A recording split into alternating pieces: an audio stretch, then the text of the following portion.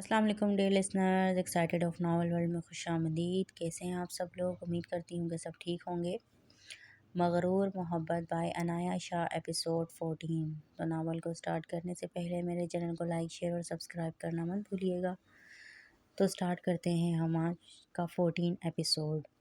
गाजी जी, आपको एक बात बताऊँ? हानम एक्साइटेड होते हुए बोली। गाजियान इस वक्त अपना ऑफिस का काम अपने रूम में ही कर रहा था। हानम बराबर में सोफे पर बैठे हुए बोली।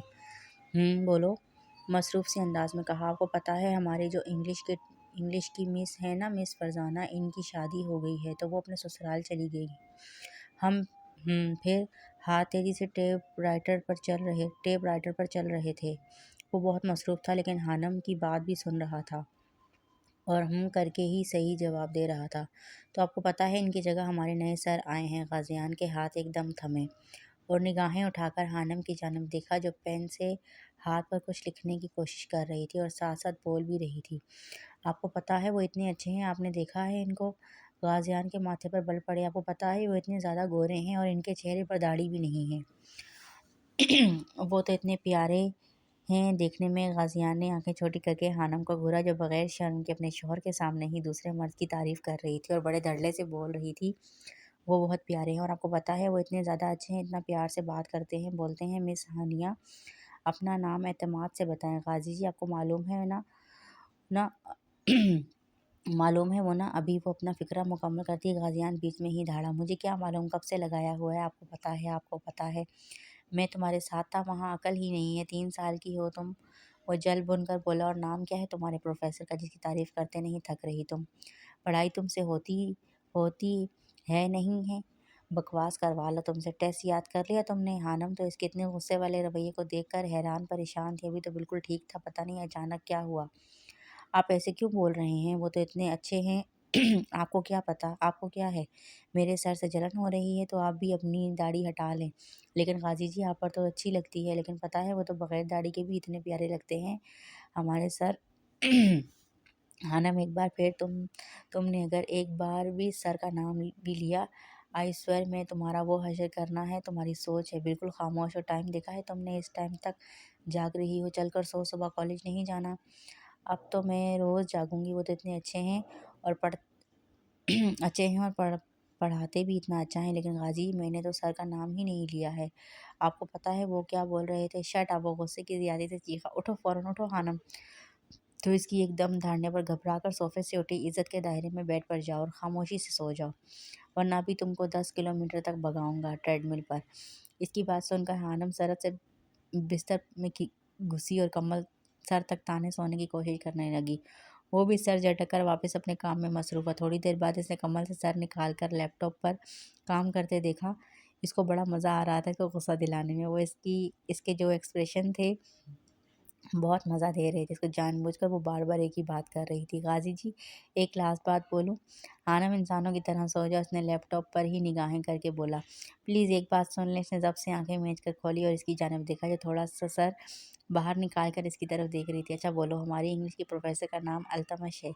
मुझे ना ये नाम बहुत अच्छा लगा है। हम ना हमारे बेटे का नाम भी अल्तमश रखेंगे। तुम नहीं मानोगी ना?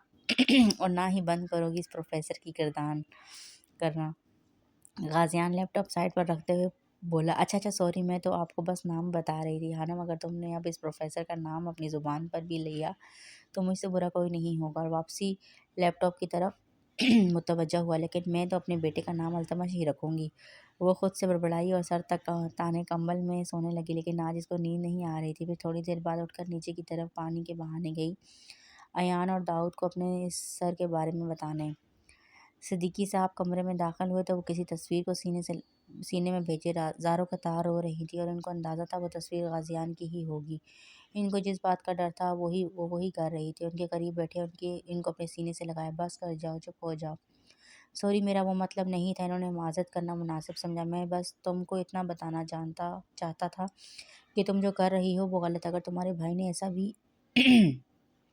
भी कर दिया था जो तुम इतना कर रही हो, और तुमने देखा थोड़ी था इनको ये सब करते हुए। और अगर तुमने वो भी अपना फ़िक्रा मुकम्मल करते हुए बीच में रुंधी हुई आवाज़ में बोली, इन्होंने ऐसा क्या किया था सिद्दीकी साहब? मेरी अम्मी अब्बू को मुझसे दूर करने वाले वही थे।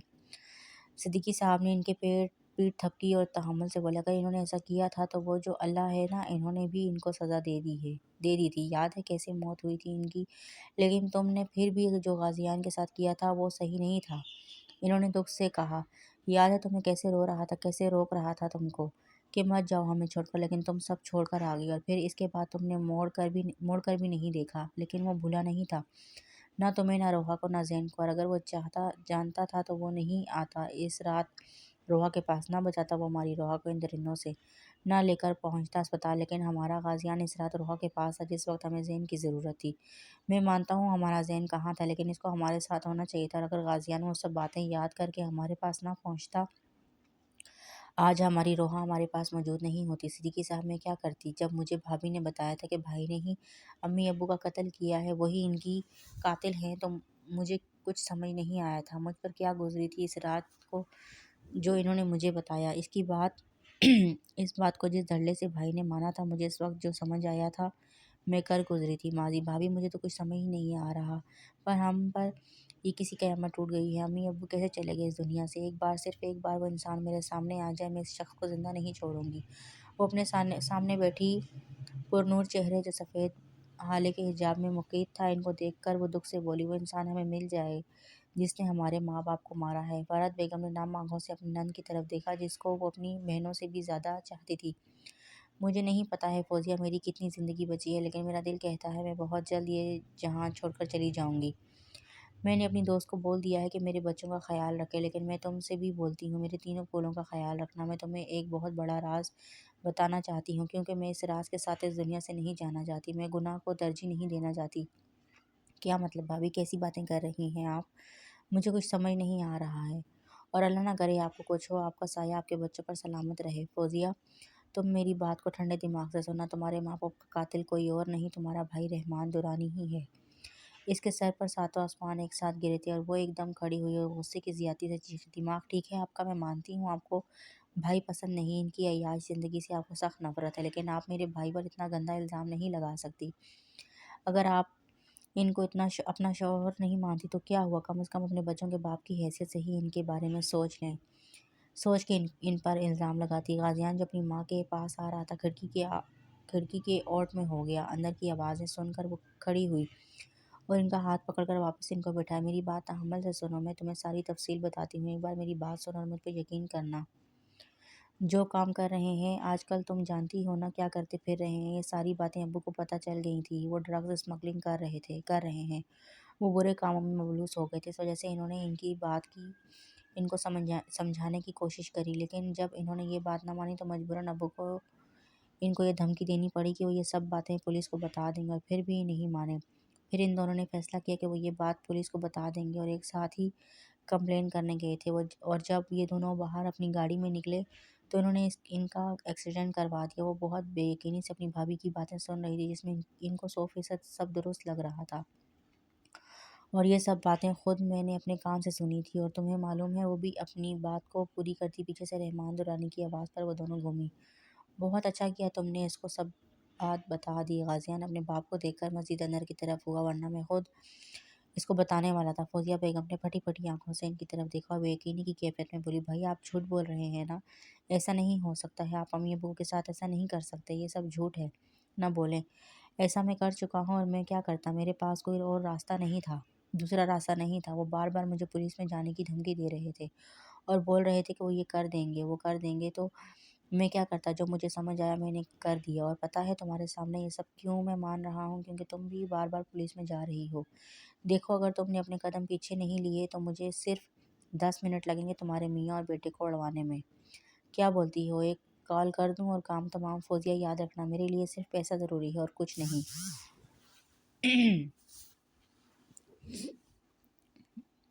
میرے لیے صرف پیسہ ضروری ہے اور کچھ نہیں، اس لیے اپنے دماغ میں یہ بات بٹھا لو کہ میرا تم سے کوئی تعلق ہوگا مجھے فرق تک نہیں پڑے گا۔ اگر تم بیوہ ہو گئی، گھن آتی ہے تمہیں اپنا بھائی بولتے ہوئے، تمہیں ذرا شرم نہیں آئی اپنے ماں باپ کو مرواتے ہوئے؟ نہیں، مجھے قسم سے بالکل نہیں آئی، انہوں نے مذاق اڑانے والے انداز میں کہا۔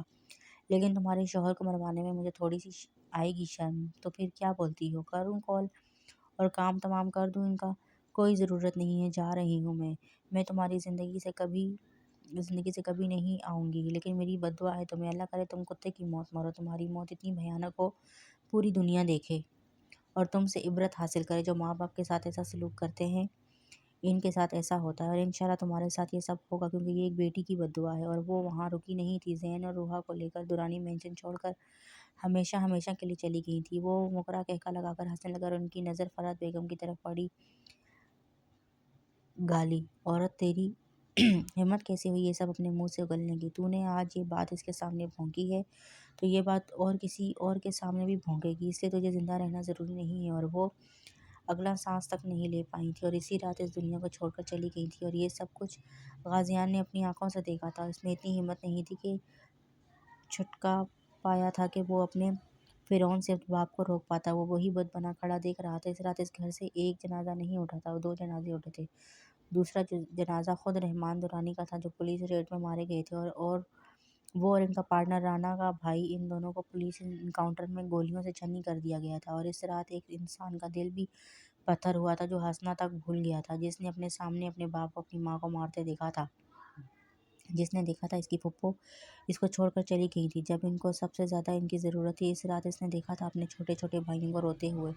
اس رات اگر کسی نے اس کو سینے سے لگایا تھا تو اس کی نم آنکھیں پہنچی تھی، وہ تھی میمونہ بیگم، جن کی آغوش میں اس کو اپنی ماں کی خوشبو میسر ہوتی تھی۔ لیکن اس نے اس رات ٹھان لیا تھا کہ وہ دنیا کے ایسے ناسوروں کو اس دنیا سے ختم کر دے گا، اور اس نے ایسا کیا بھی تھا۔ حال میں مانتی ہوں صدیقی صاحب، مجھے جانا چاہیے تھا، انہوں نے اپنی آنکھیں صاف کرتے ہوئے کہا، ان تینوں کے پاس، لیکن مجھے اس گھر سے نفرت ہو گئی تھی، میں چاہ کر بھی نہیں جا پائی تھی۔ لیکن دیکھا آپ نے، غازی ایک بار بھی نہیں آیا میرے پاس، میں ملنا چاہتی تھی اس سے جب وہ ہماری روحا کو اسپتال لے کر پہنچا تھا، لیکن وہ مجھ سے ملا ہی نہیں، چلا گیا تھا۔ وہ تھوڑی دیر رک کر اس کے بعد وہ روحا سے ملتا ہے، آپ سے ملتا ہے، لیکن مجھ سے نہیں ملتا تھا، اور وجہ معلوم ہے مجھے، یہی وجہ ہے کہ میں نہیں آئی تھی ان تینوں کے پاس، لیکن مجھے نفرت ہو گئی تھی صدیق صاحب، میرے بس میں نہیں تھا کہ میں کیا کرتی۔ آپ خاموش ہو جائیں اور یہ نکاح ہونے دیں۔ روحا داؤد سے محبت کرتی ہے، اور غازی داؤد اور روحا دونوں سے بے انتہا محبت کرتا ہے، جس کی وجہ سے وہ آپ کو معاف کر دے گا۔ آپ پریشان نہ ہوں اور دعا کریں، آپ کی بیٹی داؤد کو اپنا ماضی بتانے گئی ہے، اس کی زندگی میں کیا ہوا تھا، جانے اس کو بدل کر رکھ دیا تھا، اور دعا کریں وہ سمجھے آپ کی بیٹی کو، ورنہ میں جانتا ہوں جو پہلے نہ ہوا تھا وہ اب ہوگا۔ میری روحا کو غازی نے سنبھال لیا تھا، لیکن اس بار اس کو کوئی نہیں سنبھال پائے گا۔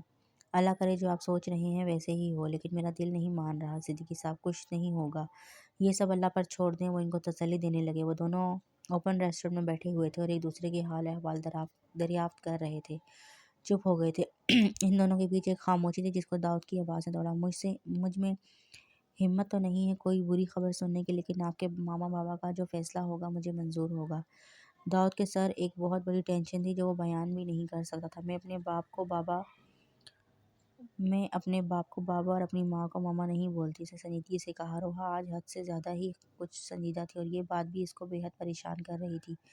جی آپ اپنے پاپا کو باپو اور ماما کو ماتاری بولتی ہیں، مجھے معلوم ہے، پلیز آپ نتیجہ بتائیں مس روحا، آپ نہیں جانتی، مجھے ایسا فیل ہو رہا تھا کہ میں آج میٹرک کا رزلٹ لینے آیا ہوں اور اس کا نتیجہ سننا باقی ہو، پلیز کوئی بری خبر مت سنائیے گا، اس نے آخر میں التجائی انداز میں کہا۔ نہیں، بری خبر نہیں ہے، خیر خبر اچھی ہے، باپو مان گیا ہے، ماتاری بھی تھوڑی بہت راضی ہے، باقی باپو اس کو منا لے گا۔ کیا بولا آپ نے؟ اس کو ایسا لگا جیسے کچھ غلط سن لیا ہو۔ اپن بول رہی ہے باپو اور ماتاری مان گئے ہیں، واقعی آپ سچ بول رہی ہیں نا؟ آپ تو راضی ہیں نا مس روحا؟ داؤد کی خوشی چھپائی نہیں چھپ رہی تھی۔ ہاں اپن بھی راضی ہے، بس یہ سننا تھا۔ وہ باقاعدہ کھڑا ہو کر گول گول گھوما تھا اور ساتھ سے جاتے ہوئے ویٹر کے گلے لگا، مبارکباد دو، میری محبت جیت گئی۔ اس نے الگ ہو کر وہ باقاعدہ چیخنے والے انداز میں بولا، سب مجھے مبارکباد دو، میری محبت جیت گئی، سب دو۔ روحا نے ہنستے ہوئے اپنا ماتھا پیٹا، آس پاس کے ٹیبل کے لوگوں نے باقاعدہ کھڑے ہو کر تالیاں بجائیں، جن کو وصول اس نے سر خم کر کے لی۔ داؤد بیٹھ جا یار، سب دیکھ رہا ہے، ایسا لگ رہا ہے اپن ٹین ایج میں ہو، یار بیٹھ جا۔ روحا کھڑے ہو کر اس کے بولی تو وہ ہنستا ہوا واپس چیئر پر بیٹھا۔ یار آپ نہیں جانتی میں کتنا خوش ہوں۔ داؤد باپو کی ایک شرط ہے۔ کیسی شرط؟ اس کی مسکراہٹ چہرے سے جدا ہونے کا نام نہیں لے رہی تھی، اور روحا کا چہرہ بالکل سپاٹ تھا۔ وہ بول رہا ہے پہلے نکاح ہوگا؟ ہاں تو پہلے تو نکاح ہی ہوتا ہے روحا جی۔ داؤد میری بات سن، وہ بھی غور سے۔ جی آج تو صرف میں آپ کو سننا چاہتا ہوں، بولیں۔ داؤد باپو کا کہنے کا مطلب ہے میرا اور تیرا نکاح کل ہوگا۔ کیا مطلب؟ اس نے تھوڑا ناسمجھی سے پوچھا۔ مطلب نکاح داؤد ابھی صرف نکاح کل ہوگا اور زیادہ کچھ نہیں، اس نے نارمل انداز میں کہا۔ لیکن مس روحا، میں نے ابھی تک اپنے بڑے بھائی سے بات نہیں کری ہے، میں ان کے بغیر کیسے کر سکتا ہوں؟ بس بھابھی کو آپ کے بارے میں بتایا ہے اور نہ ہی اس بات کا ذکر میں نے ممو جان سے کیا ہے۔ جب تک وہ لوگ آپ کے گھر رشتہ لے کر نہیں آتے نکاح کیسے ہو سکتا ہے روحا؟ روحا نے اس کی بات سن کر تحمل سے بولی، مجھے ایسا لگتا ہے داؤد شاید آپ کا نوبت نہیں آئے گی، تیرے گھر والے اپن کا رشتہ لے کر آئے، مطلب کیوں نہیں آئیں گے؟ وہ لوگ میں جب ان کو بولوں گا تو وہ لوگ لازمی آئیں گے ہر حال میں، مجھے پتہ ہے، اس نے پختہ یقین سے کہا۔ داؤد، میں تجھے اس خبر کے ساتھ ساتھ ایک اور خبر بھی دینے آئی ہے۔ کیسی خبر؟ اس نے تھوڑا الجھتے ہوئے پوچھا۔ میں تیرے کو اپنا ماضی بتانے کا ہے، اس کے بعد تیرے کو جو صحیح لگے گا اپن کو بھی منظور ہے۔ لیکن مس روحا، میں نے جس دن آپ کو اپنے دل کی بات بولی تھی، میں نے اس دن ہی آپ کو بول دیا تھا کہ مجھے آپ کے ماضی سے کوئی سروکار نہیں ہے، تو پھر وہی بات کیوں؟ میرے باپو نے کہا ہے تیرے کو بتا دو، ایک دفعہ سن لے یار۔ لیکن میں انٹرسٹ نہیں ہوں اس میں، میرے خاطر سن لے یار پلیز۔ اچھا بولیں، اس نے ضبط سے کہا اور اس کی بات نہیں ٹال سکتا تھا، لیکن اس کا دل نہیں تھا اس کا ماضی جاننے کا۔ اس نے سر سانس خارج کی اور نگاہ نیچے کی، اور وہ اس وقت بلیک پینٹ، لیدر کی بلیک جیکٹ اور بلیک ہی پینٹ پہنی ہوئی تھی، اور بال پونی ٹیل میں مقید تھے۔ میک اپ کے نام پر صرف لبوں پر پنک لپسٹک لگی ہوئی تھی۔ داؤد، اپن جب 19 سال کی تھی تب اپن کا ریپ کرنے کی کوشش ہوئی تھی۔ داؤد کو لگا تھا وہ اگلا سانس نہیں لے پائے گا۔ اس کی آنکھیں ایک دم ساخت ہوئی تھی اور مسکراہٹ بھی سمٹی تھی۔ اس کی بات سن کر مس روحا پلیز چپ ہو جائیں، میں نے نہیں جاننا آگے۔ اس نے اپنے گلے کا بٹن کھولتے ہوئے بولا۔ اس کو سانس لینے میں بھی دشواری پیش ہو رہی تھی۔ اس کی بات سن کر روحا نے اس کی کنڈیشن دیکھی ضرور، لیکن وہ خاموش نہیں ہوئی۔ اپن کالج جا رہی تھی، روز ایک گروپ مجھے تنگ کرتا تھا۔ پہلے اپن ایسی نہیں تھی، نہ ایسے بات کرتی تھی، نہ ایسا کپڑا پہنتی تھی، نہ اتنا بہادر تھی۔ اپن ایک دبو سی معصوم سی لڑکی تھی جس کو اس دنیا کا پتہ ہی نہیں تھا، جس کی الگ ایک دنیا تھی، ماں باپ بھائی، جس میں اپن بہت خوش رہتی تھی۔ لیکن اس دنیا کے درندوں نے مجھے ایک نیا دنیا سے روشناس کروایا، مجھے ایسا بنایا جس کا اپن تصور بھی نہیں کرتی تھی۔ کالج کی واپسی پر وہ گروپ روز میرے پیچھے آتا تھا اور آوازیں مارتا تھا، سٹی بجاتا تھا، لیکن اپن اگنور کر دیتی تھی، ڈرتی تھی اپنی عزت سے، اپنے باپو کی عزت سے۔ اس دن وہ لوگ 4 تھے اور میں اکیلی۔ وہ کچھ لمحے خاموش ہوئی اور سر اٹھا کر آسمان کی طرف دیکھا گیا۔ آنکھوں میں نمی جمع ہونے لگی تھی، جس کو بے دردی سے اس نے اپنی آنکھوں سے صاف کیا تھا۔ پیچھے سے 2 لڑکے آئے تھے اور آگے سے 2 لڑکے تھے۔ اپن نہ پیچھے بھاگ سکتی تھی، نہ آگے۔ پیچھے بھی وہ درندے تھے اور آگے بھی۔ ان لوگوں نے مجھے اپنے غلیظ ہاتھوں سے چھوا تھا، مجھے پکڑ کر گاڑی میں ڈالا اور کوئی بیسمنٹ ٹائپ جگہ تھی۔ اپن اکیلی تھی، کمزور تھی، کچھ کر نہیں سکتی تھی۔ اس بات کا وہ لوگ فائدہ اٹھانا چاہتے تھے۔ وہ 4 تھے، اپن سے طاقتور تھے۔ داؤد سانس روک کر اس کی گفتگو سن رہا تھا۔ مجھے وہاں لے جا کر پٹخا تھا، مجھے نوچنے کی ہر ممکن کوشش کی تھی، لیکن میں نے خود کی حفاظت کرنے کی بھی ہر ممکن کوشش کی، لیکن جب میں برداشت نہیں کر پائی اور تھک کر اپنی ساری مزاحمت ترک کر دی تھی اور اپنا آپ ان جانوروں کے حوالے کر دیا تھا، تب آیا تھا ایک فرشتہ، صفت انسان، جس نے میری عزت کی حفاظت کی تھی۔ وہ غازیان کو یاد کر کے مسکرائی تھی، آنکھوں سے نمی صاف کری تھی۔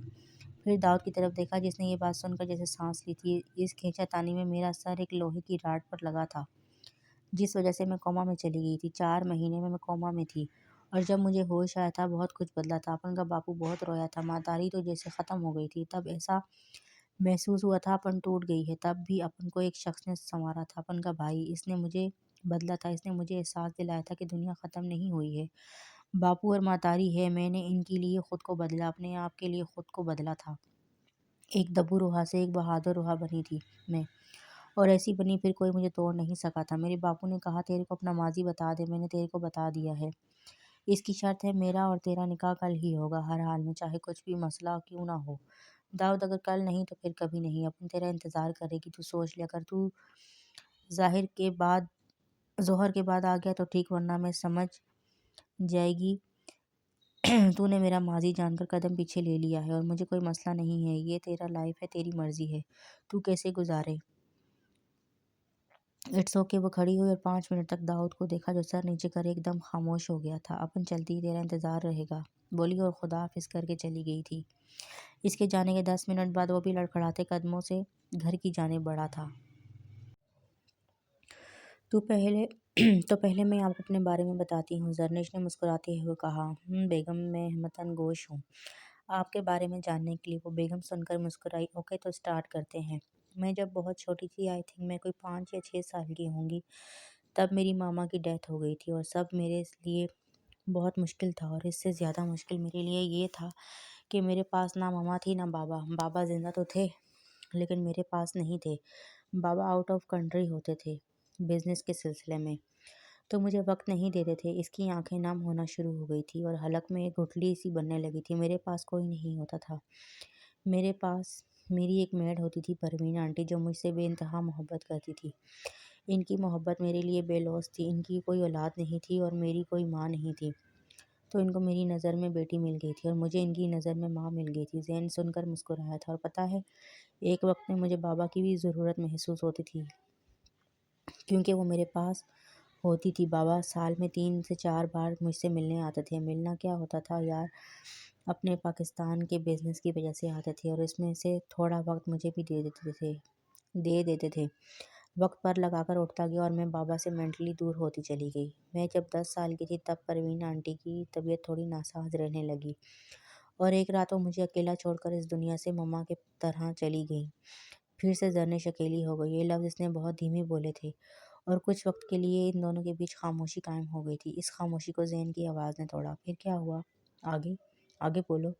جب بابا کو پتہ چلا کہ میں وہاں اکیلی ہوں، آنٹی پروین کی ڈیتھ ہو گئی ہے اور میں کسی کے ہاتھ نہیں آ رہی ہوں، بیمار ہو گئی تھی، اسپتال میں ایڈمٹ ہو گئی تھی، تو ان کو مجبوراً سب کچھ وہاں کا وائنڈ اپ کر کے یہاں آنا پڑا۔ لیکن وہ اکیلے نہیں آئے تھے، ان کے ساتھ ان کی بیوی بھی آئی تھی۔ ایک 10 سال کی بچی کے سامنے انہوں نے اس کو لا کر کھڑا کر دیا اور مجھے بولا تھا یہ تمہاری نئی ممی ہے، میری بیوی ہے۔ وہ سب میرے لیے بہت شاکنگ تھا۔ مجھے یقین نہیں آ رہا تھا بابا نے اتنی جلدی میری مما کی جگہ اس آنٹی کو دے دی ہے، اور یہ بات مجھے ضد دلا گئی تھی، اس لیے میں آج تک ان کو قبول نہیں کر پائی۔ میں مانتی ہوں میرا رویہ ان کے ساتھ اچھا نہیں تھا، لیکن مجھ میں اتنی برداشت نہیں تھی کہ میں ان کو اپنی مما کی جگہ دے دوں۔ اس کے بعد میں حد سے زیادہ چڑچڑی رہنے لگی، مجھ سے کوئی بات نہیں کرتا تھا۔ بابا نے مجھے اکیلا چھوڑ دیا۔ میری چھوٹی چھوٹی غلطیاں وہ بابا کو بتاتی تھی، جس وہ مجھ سے بدظن ہونے لگے، اور انہوں نے مجھے بورڈنگ اسکول میں ڈال دیا۔ میں جب وہاں گئی تو مجھے سب سے نفرت ہو گئی، مجھے کوئی نہیں چاہیے تھا۔ جب بابا کو میری ضرورت پڑی، ان کو محسوس ہوا ان کی بیٹی بڑی ہو گئی ہے تو وہ اپنے گھر لے آئے، تو میں کیوں خود کو بدلتی؟ پھر میں ویسے ہی رہی جیسی میری مرضی تھی۔ اگر کوئی میرے قریب آیا تھا تو کسی نے میری دوستی ہوئی تھی تو وہ تھا غازیان، جو بہت اچھا تھا۔ ہر اچھی بری بات پر ڈانٹنے والا، غلطی کر دو تو پیار سے سمجھانے والا۔ ہاں میری غلطی ہے، میں اس کو اپنے ساتھ جوڑتی تھی، اور یہ کہنا بھی غلط نہیں ہے کہ میں اس کی پرسنالٹی اور اس کی بینک بیلنس سے امپریس ہوئی تھی، لیکن مجھے وہ انسان بھی اچھا لگا تھا جس میں رشتے سمجھنے کی صلاحیت تھی۔ وہ ہر قدم پر ساتھ ہوتا تھا۔ وہ ایسا وہ ایسا پریٹینڈ کرتا تھا اس کو مجھ سے بڑی بری لڑکی کوئی نہیں لگتی ہے، لیکن میں جانتی ہوں وہ پیٹھ پیچھے میری حفاظت کرتا تھا۔ میں کسی سے بھی پنگا لے لوں، مجھے اتنا ہوتا تھا کہ پیچھے غازی ہے، وہ کچھ نہیں ہونے دے گا۔ یہی میری زندگی تھی، میری چھوٹی سی زندگی، جس میں ماں کے مر جانے کے بعد باپ نے چھوڑ دیا تھا۔ مجھے دوست بنانا بالکل اچھا نہیں لگتا تھا، لیکن تم سے دوستی کر کے بھی ابھی تو اچھا لگ رہا ہے، باقی آگے کا معلوم نہیں، انشاءاللہ آگے بھی اچھا لگے گا۔ وہ مسکرا کر بولا، اب تم بتاؤ کچھ اپنے بارے میں، کون کون ہے تمہاری فیملی میں؟ میری فیملی میں ہم 4 لوگ ہیں، میرے بابا، میری مما اور میری چھوٹی بہن روحا، جس کو ہم پیار سے گڑیا بولتے ہیں۔ میری زندگی بہت اچھی تھی جب تک سب کچھ ٹھیک تھا، جب تک میں باہر نہیں گیا تھا اپنی ٹریننگ کے لیے۔ کیسی ٹریننگ؟ اس نے حیرت سے پوچھا۔ زین نے اس کی آنکھوں میں دیکھا جہاں اس کو ایک اداسی دکھی، رشتوں کی ترسی ہوئی لڑکی دکھی۔ اس نے ڈیسائیڈ کیا کہ وہ اس سے کچھ نہیں چھپائے گا، خود سے ریلیٹڈ بھی میں غازی اور روحا کوئی عام انسان نہیں ہے۔ اس نے بہت آرام سے اس کے سر پر بم پھوڑا تھا کہ کیا مطلب، کہیں جن وغیرہ تو نہیں ہو؟ وہ تھوڑا گھبرا کر بولی، نہیں نہیں۔ وہ مسکرایا۔ اس کی گھبراہٹ بھرے چہرے کو دیکھ، میں، غازی بھائی اور روحا، ہم تینوں انٹیلیجنٹ ٹیم کے ممبر ہیں۔ ہم تینوں دنیا کے سامنے ایسا پریٹینڈ کرتے ہیں کہ میں اور غازی بھائی بزنس پارٹنر ہیں، اور روحا داؤد کی اسسٹنٹ ہے۔ داؤد کی اسسٹنٹ؟ اس کو چنبا ہوا تھا۔ ہاں داؤد کی اسسٹنٹ، کسی مشن کی وجہ سے وہ اسپتال میں ہے، اور اس سے اچھی جاب اسے کوئی اور نہیں لگی۔ تو اس بارے میں داؤد جانتا ہے؟ نہیں، اس بارے میں ہم 3 کے علاوہ کوئی کچھ نہیں جانتا ہے، یا پھر تمہارے فادر کے علاوہ۔ بابا؟ وہ باہر کوئی بزنس نہیں کرتے ہیں، وہ بھی ایک انٹیلیجنس ٹیم کے ممبر ہیں۔ زرنش کو اپنے کانوں پر یقین نہیں آ رہا تھا، وہ سن کیا رہی تھی؟ میری بہن جب 19 سال کی تھی تب کچھ لڑکوں نے اس کا ریپ کرنے کی کوشش کی تھی۔ زرنش کی آنکھیں ایک دم بڑی ہوئی، اور اس سب میں ماما پاپا کے پاس غازیان بھائی تھے اور میں ٹریننگ کے لیے جا رہا تھا۔ روحا 4 مہینے کوما میں تھی اور میں اپنی فیملی سے دور، اس وجہ سے میرے ماں باپ مجھ سے ناراض ہیں۔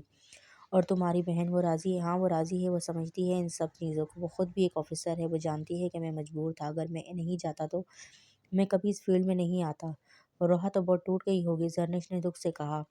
نہیں، ہماری روحا بہت بہادر ہے، غازیان نے اس کو ٹوٹنے نہیں دیا، اس کو اتنا پاورفل بنا دیا کہ ایک دنیا اس سے ڈرتی ہے۔ فخر ہوتا ہے مجھے اس کو اپنی بہن کہتے ہوئے، جان ہے وہ میری میرا بچہ ہے وہ۔ اس کی آنکھوں میں ایک الگ سی چمک تھی۔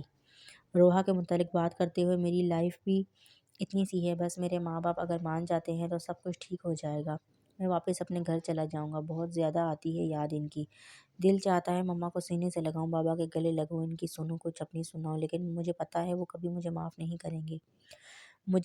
مجھے وہ معاف کریں گے، آپ کو ہر حال میں ان کو معاف کرنا پڑے گا، میں آپ کے ساتھ ہوں۔ اس نے اپنا ہاتھ زین کے ہاتھ پر رکھا، اور میں تمہارے ساتھ ویسے۔ زرنش ڈارلنگ، ٹائم بہت زیادہ ہو گیا ہے، صبح مجھے آفس بھی جانا ہے اور ایک بہت ضروری میٹنگ بھی ہے، تو اس لیے مجھے اجازت چاہیے۔ وہ کھڑا ہوتا ہوا بولا، ہاں رات زیادہ ہو گئی ہے، چلیں؟ کدھر؟ زین نے نہ سمجھنے والے بھرپور ایکٹنگ کرتے ہوئے پوچھا، سونے؟ بھنگڑا تو ڈالنے جانے سے رہے، یار تم بس حکم کرو وہ بھی ڈال لیتے ہیں۔ اس نے ہلکا سا کہکا لگایا، نہیں اس کی کوئی ضرورت نہیں ہے، خیر ابھی تو مجھے نیند آ رہی ہے۔ وہ کھڑی ہوتے ہوئے بولی، اتنی اچھی ہو تم، تمہارے ساتھ میں اپنا بیڈ شیئر کروں گا؟ ہاں میں اتنی ہی اچھی ہوں، میں اب میرے ساتھ اپنا بیڈ شیئر کریں گے؟ اس نے ایک ادا سے کہا، ویسے ایک بات بولوں؟ بولیں۔ تم اتنی بری نہیں ہو جتنی میں سمجھتا تھا، بس تم کو تمہارے ماحول نے ایسا بنا دیا تھا، لیکن اب میں جانتا ہوں تم خود کو چینج کر لو گی، کیونکہ تمہارا ماحول بہت اچھا ہوگا، کیونکہ دی گریٹ زین العابدین آپ کے ساتھ ہوں گے، مسز زین۔ اس نے مسکراتے ہوئے کہا، وہی بات، آپ بھی اتنے برے نہیں ہیں جتنا میں سمجھتی، بس ہماری جو پہلی ملاقات تھی وہ ذرا ملاقات کے بجائے مقالات بن گئی تھی۔ دونوں نے ایک ساتھ کہکا لگایا اور کمرے کی جانب بڑھے۔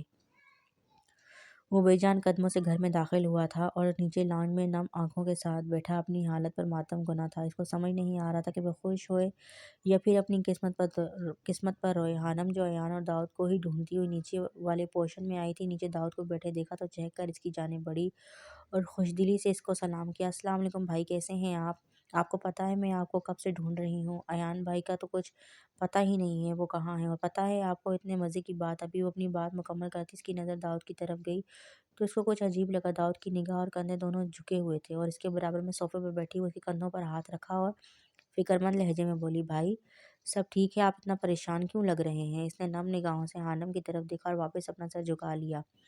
یہاں ہانم بے چین ہوئی تھی، اس نے اس کی نم نگاہوں کو دیکھ کر، بھائی آپ رو رہے ہیں؟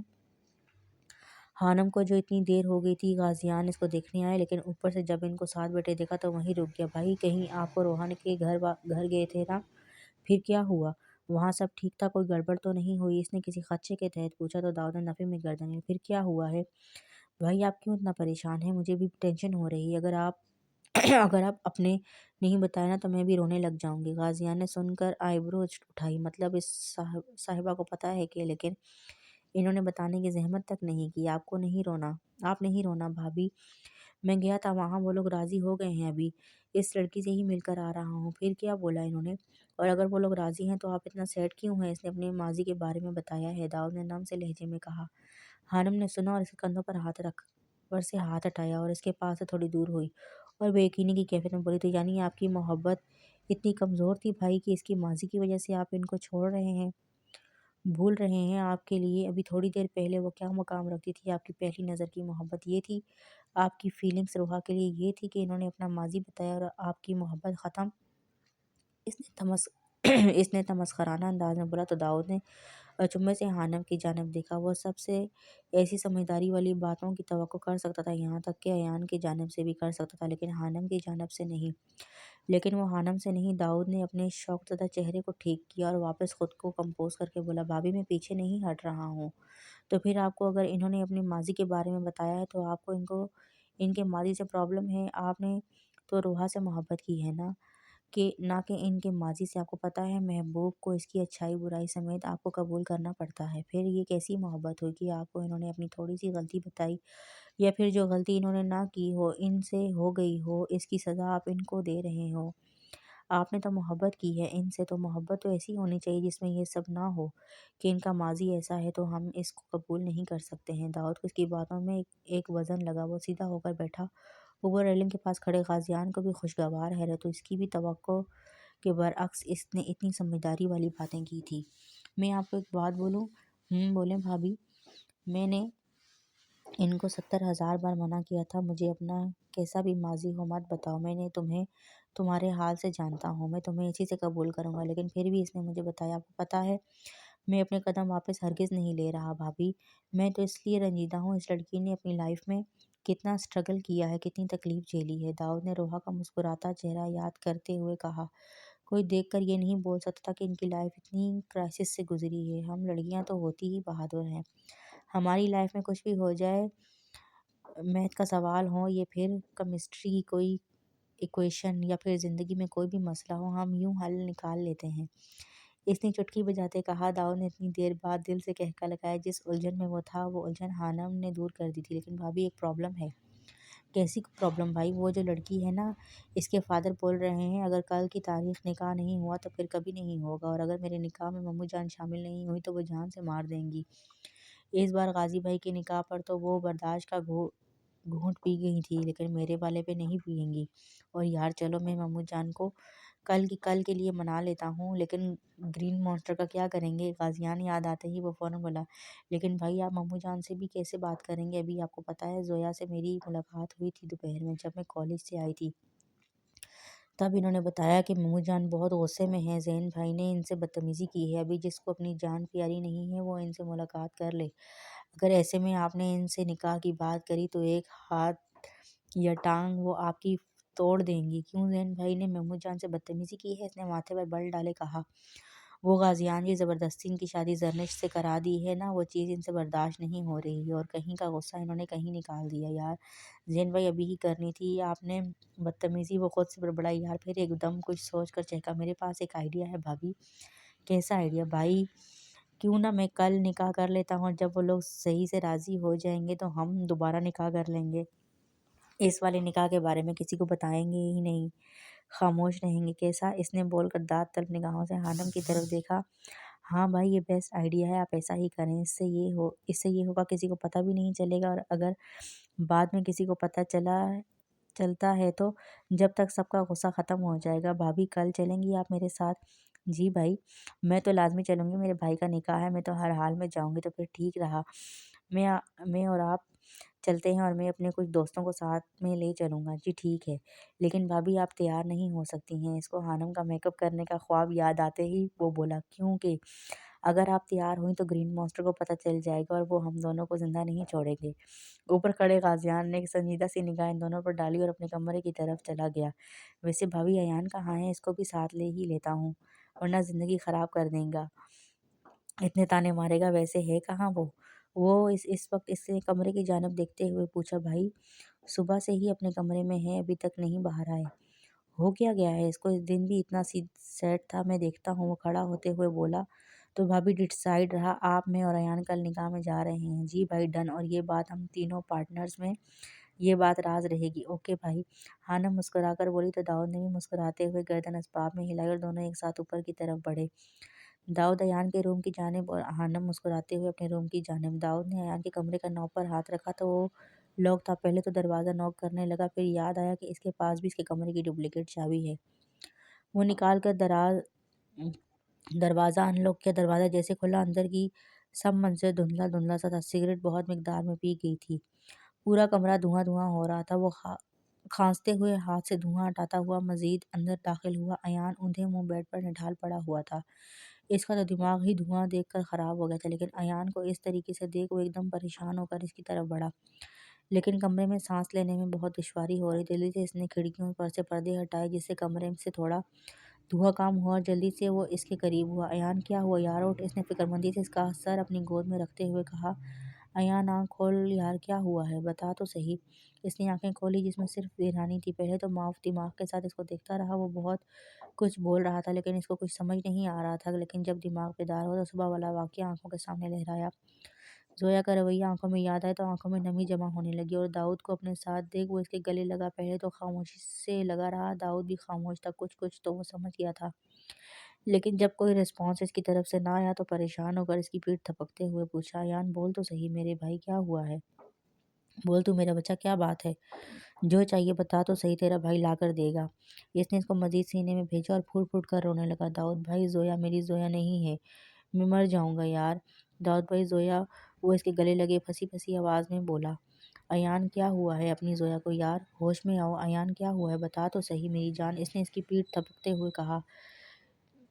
شیر بن، بتا کیا ہوا ہے ایان، اس کا تو دل ہی کام گیا تھا اس کو اتنی ہچکیوں سے روتے دیکھ۔ ایان کے گلے میں گھلٹی سی پھنسنے لگی تھی، آواز حلق سے نکلنا بھی بند ہو گئی تھی، پھر بھی ہمت کر کے بولنے کی کوشش کی۔ بھائی، آنکھیں رونے کی وجہ سے لال سرخ ہو رہی تھی، چہرہ لال سرخ ہو رہا تھا، بال بکھرے ہوئے تھے اور اٹکتے اٹکتے بولا، زویا بول رہی ہے، اس کا رشتہ آیا ہے اور اس نے میرے سامنے فون کر کے ہاں کر دی۔ وہ اس سے الگ ہو کر نم سے لہجے میں کہا، چہرہ آنسوؤں سے تر تھا۔ تو داؤد نے ناسمجھی سے کہا، تو کیا بھائی میں مر جاؤں گا؟ اگر زویا ایان کی نہیں ہوئی تو میں جی نہیں پاؤں گا۔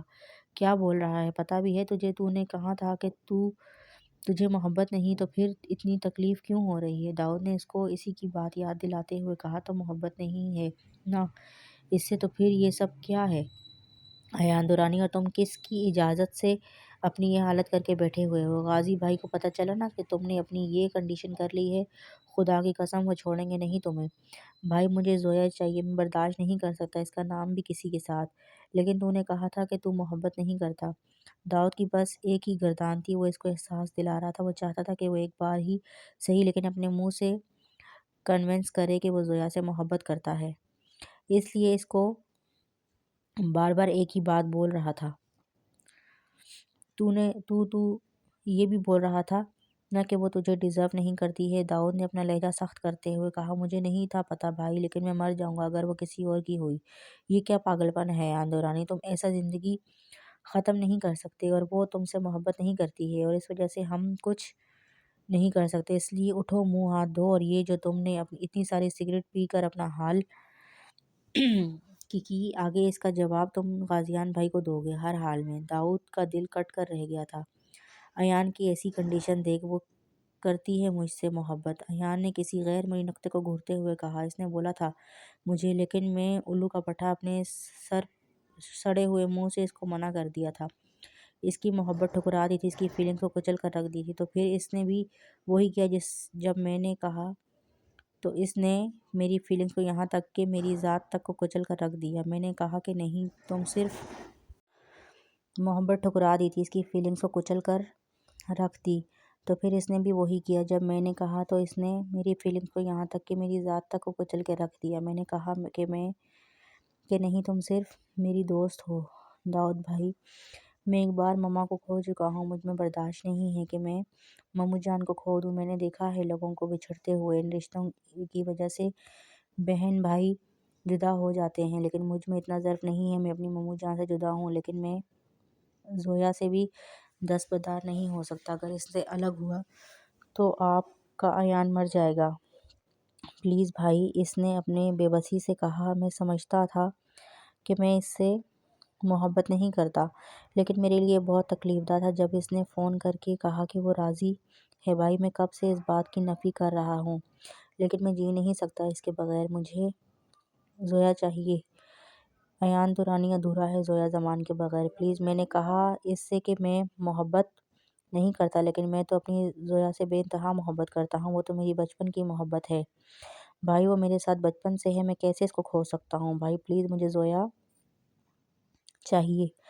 داؤد بھائی غازی بھائی کو بولیں نا کہ وہ ہم سب سے بہت پیار کرتے ہیں، مجھے زویا لا دیں۔ میں صبح سے فون کر رہا ہوں، وہ فون نہیں اٹھا رہی۔ داؤد بھائی، آپ میرے بھائی ہیں نا؟ غازی بھائی میرے بھائی ہیں نا؟ پلیز ممو جان سے میرے لیے زویا کو مانگ لیں پلیز۔ وہ اپنی پوری جان سے چیخا تھا۔ زویا پیچھے کی طرف نڈھال ہو کر گرا اور آہستہ آہستہ بڑبڑانے لگا، مجھے زویا چاہیے، میں نہیں رہ سکتا اس کے بغیر۔ داؤد بھائی نہیں رہ سکتا میں زویا، اور آنکھیں آہستہ آہستہ بند ہونے لگی تھی۔ داؤد بے چینی سے اس کا چہرہ تھپک رہا تھا، لیکن وہ ہوش میں ہی نہیں آ رہا تھا۔ آخر میں اس نے قریب سے غازیان کا پریشان چہرہ دیکھا تھا اور آنکھیں بند ہو گئی تھیں۔ جی تو فرینڈس، کیا لگتا ہے آپ کو ایان کو زویا ملے گی؟